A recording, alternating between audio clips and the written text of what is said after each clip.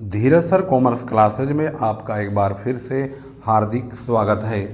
आज हम जो टॉपिक लेकर आए हैं वो है व्यापारिक संगठन क्लास 12 यानी कक्षा 12 के हिंदी मीडियम के बच्चों के लिए बिजनेस ऑर्गेनाइजेशन यानी कि व्यापारिक संगठन, जिसके बारे में अब आप समझेंगे।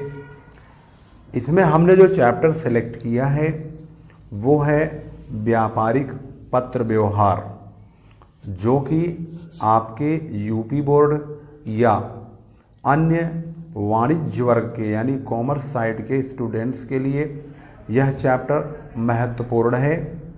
और इस चैप्टर का नाम है व्यापारिक पत्र व्यवहार यानी बिजनेस करेस्पॉन्डेंस, जिसमें हम पढ़ेंगे व्यापारिक पत्र का क्या अर्थ है, व्यापारिक पत्रों के क्या कार्य हैं और क्या इसके उद्देश्य हैं।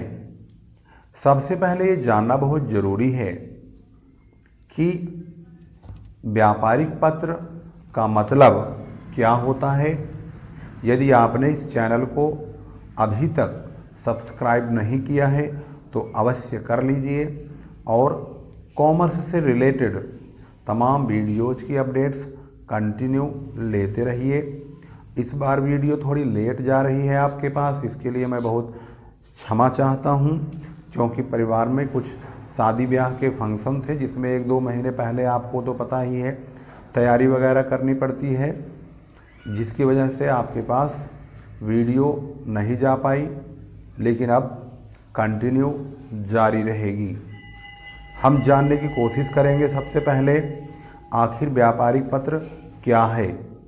पत्र व्यवहार व्यापार की आत्मा होती है, ये तो आपको पता ही है, क्योंकि पत्रों के द्वारा एक व्यापारी दूसरे व्यापारी से हजारों किलोमीटर दूर बैठा होता है, फिर भी संपर्क बनाने में समर्थ होता है।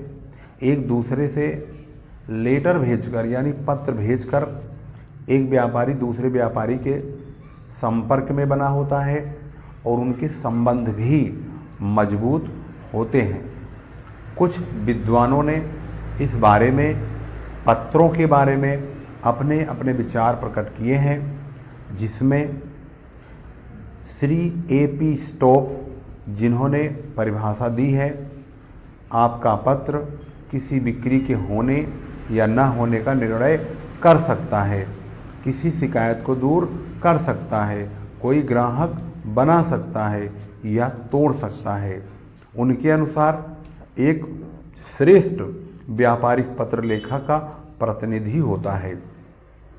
एक अच्छा व्यापारिक पत्र लेखक के व्यक्तित्व को प्रतिबिंबित करता है एवं पढ़ने वाले पर गहरी छाप भी छोड़ता है। इसका मतलब होता है कि व्यापारिक पत्र एक प्रकार से टाइप की हुई वार्ता होती है, यानी लिखी हुई वार्ता होती है। अगर हम इसको सामान्य भाषा में यदि यह जानने की कोशिश करें कि व्यापारिक पत्र कौन सा पत्र होता है, उसका मतलब क्या होता है, तो इसका मतलब होता है ऐसे पत्र जिनको व्यापारियों के बीच में अपने आपसी संबंधों को बनाए रखने के लिए और एक दूसरे से संपर्क में रहने के लिए किया जाता है। इस प्रकार से पत्रों को, पत्र व्यवहारों को हम व्यापारिक पत्र व्यवहार कहते हैं। और जो पत्र उन व्यापारियों के मध्य यानी उन व्यापारियों के बीच में लिखा जाता है उसको हम व्यापारिक पत्र कहते हैं। पत्र व्यवहार व्यापार का एक बहुत अनिवार्य ही नहीं बल्कि बहुत महत्वपूर्ण अंग बन चुका है, बहुत महत्वपूर्ण भाग है, क्योंकि व्यापारिक पत्र व्यापार के लिए बहुत महत्वपूर्ण होता है। व्यापारिक पत्र व्यापारिक संबंधों को भी मजबूत करता है। एक व्यापारी दूसरे व्यापारी के संपर्क में लगातार बना भी रहता है। अब हम ये जानने की कोशिश करेंगे आखिर व्यापारिक पत्र का कार्य होता क्या है।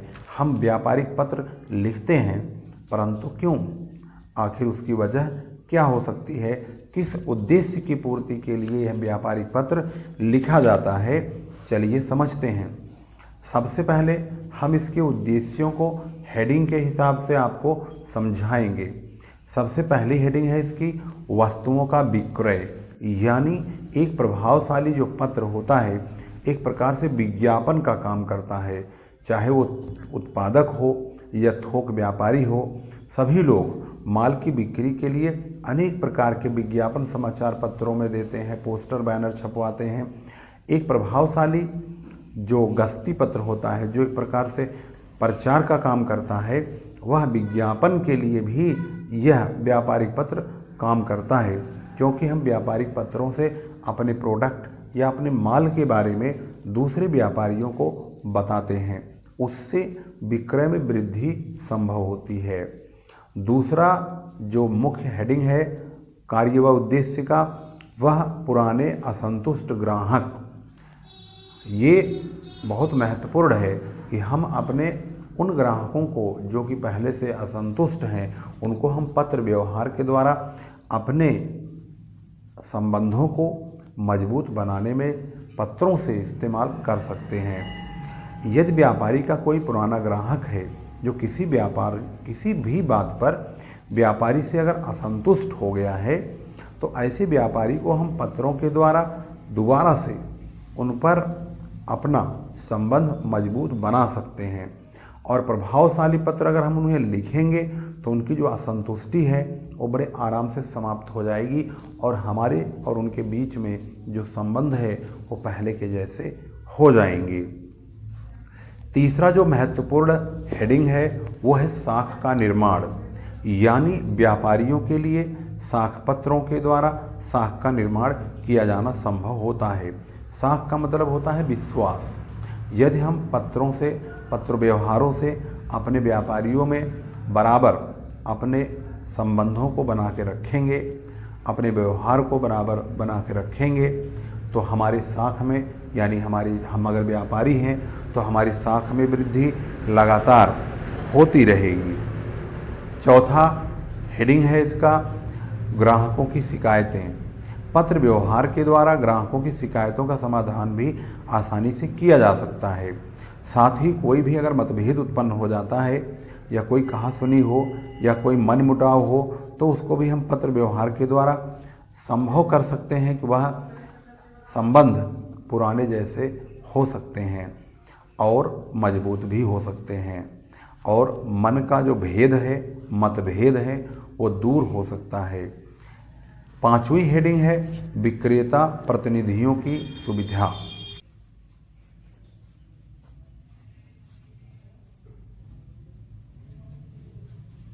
यानी पत्र व्यवहार के द्वारा जो मालिक है यानी जो स्वामी है वो अपने विक्रेता प्रतिनिधियों के लिए पहले से अधिक महत्वपूर्ण भूमिका बना सकता है, वह भी पत्र व्यवहार के द्वारा। इस भूमिका के लिए प्रतिनिधियों को ग्राहकों के पास पहुंचने पर उनसे आदेश प्राप्त करने में सुविधा भी रहती है।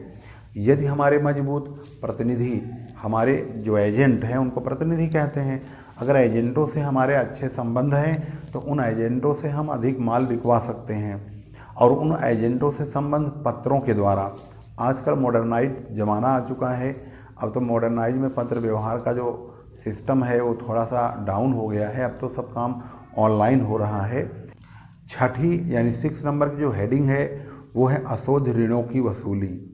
ज़्यादातर देखा जाता है व्यापार में अशोध ऋण तो होते ही रहते हैं, यानी कस्टमर जो माल खरीद ले जाता है वह व्यापारियों को, कभी कभी कुछ ऐसे कस्टमर भी होते हैं जो व्यापारियों को पैसे वापस नहीं करते, यानी जो माल खरीदते हैं उसका भुगतान नहीं करते हैं, वह पैसा मर जाता है। लेकिन अगर व्यापारी दिमागदार है, मस्तिष्क वाला है, तो वह उन ग्राहकों को पत्र के द्वारा संतुष्ट कर सकता है और उनसे अपने बकाये की वसूली भी बड़े प्यार के साथ कर सकता है।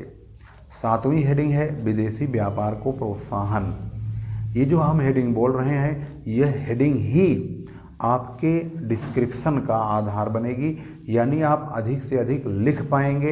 इस हेडिंग को ही आपको अपने एनालाइज में, विश्लेषण में वर्णन करते समय सपोर्ट में रखना होगा। जैसे लिखा है विदेशी व्यापार को प्रोत्साहन, तो जब भी हम हेडिंग लिखेंगे विदेशी व्यापार को प्रोत्साहन हो रहा है, यह जिक्र इस हेडिंग में जरूर होनी चाहिए।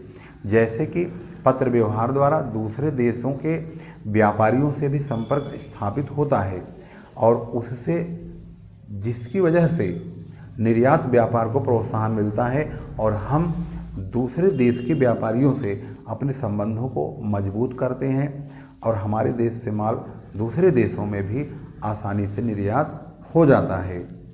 परिचय देने के काम भी आता है व्यापारिक पत्र।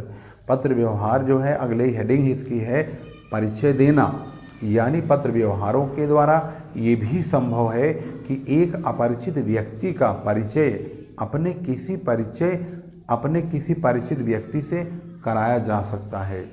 यानी कि हम पत्रों के द्वारा उन लोगों तक अपनी पहुंच बना सकते हैं जिनको कि हम जानते भी नहीं हैं, पहचानते भी नहीं हैं, परंतु हमारे पत्रों के द्वारा हम ऐसे लोगों से अपने संबंध बना सकते हैं।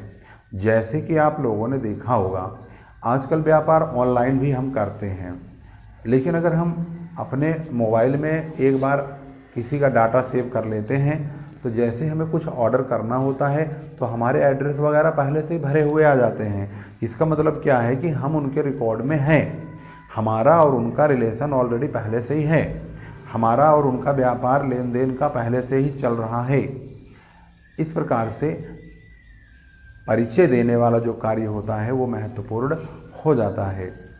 9वीं हेडिंग है नए बाजारों की खोज करना। पत्र व्यवहार के द्वारा हम यानी कि जो उत्पादक लोग होते हैं वो अपने द्वारा उत्पादित माल के लिए नए नए बाजार खोज लेते हैं और ये संभव होता है पत्रों के द्वारा। नए ग्राहक 10वीं हेडिंग है।